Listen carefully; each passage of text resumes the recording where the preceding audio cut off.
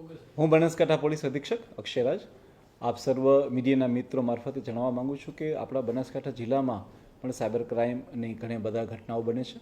આ જે ઘટનાઓ બને છે તેમાં જે મુખ્યત્વે જે ફ્રોડ હોય છે તેમાં કોઈને કોઈ માણસ જે છે એ કોલ કરી અને ઓટીપીના પાસવર્ડ મોકલવા, કોઈ લિંક મોકલવી, આ ઉપરાંત જે છે OLXની વસ્તુ મારફતે કોઈ કરાવવું, KYCનું ફોર્મ ભરાવવું કે આવી બીજી કોઈ લિંક મોકલી અને અલગ અલગ રીતે આપણા જે માણસો હોય છે કે જે લોકો શિક્ષિત પણ હોય છે ને ઘણા કિસ્સામાં જે લોકો ઓછું ભણતા હોય છે તેમને બી ડરાવી ધમકાવી અને પોતે કોઈ અધિકારી છે તેઓ બી ખોટો રફ જમાવી અને આ હાલના સમયમાં AI ટેકનોલોજીનો યુઝ કરીને ઘણા બધા સાયબર ક્રાઇમના અપરાધો બનતા હોય છે.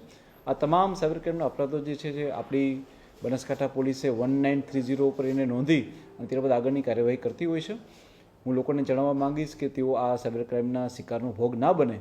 આપણા બનાસકાંઠા જિલ્લામાં અત્યાર સુધી પોલીસ દ્વારા આવા લોકોની રકમને રોકી અને 2 કરોડ જેટલી માતબર રકમ જે છે એ લોકોને પાછી આપવામાં આવેલી છે. આ સિવાય હાલમાં 5,59,00,000 જેટલી રકમ પણ પોલીસે હાલમાં જે છે એમની બચાવેલી છે અને એમને પાછા આપવા માટેની પ્રક્રિયા એમની હાલમાં ચાલુ છે.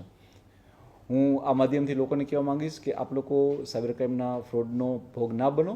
આપ લોકો ખૂબ સાવધાની બરતો અને છતાં પણ જો આપને કોઈ મુશ્કેલી થાય છે અને આપણા સાથે કોઈ ફ્રોડ કરી જાય છે તો આપ 1930 ઉપર કોલ કરશો તો અમે આપની રકમને તો તરત ધોરણે એને ફ્રીજ કરાવીશું અને ત્યારબાદ આપની રકમને પાછા આપવા માટેની અમે તમામ કાર્યવાહી બી કરીશું. Thank you.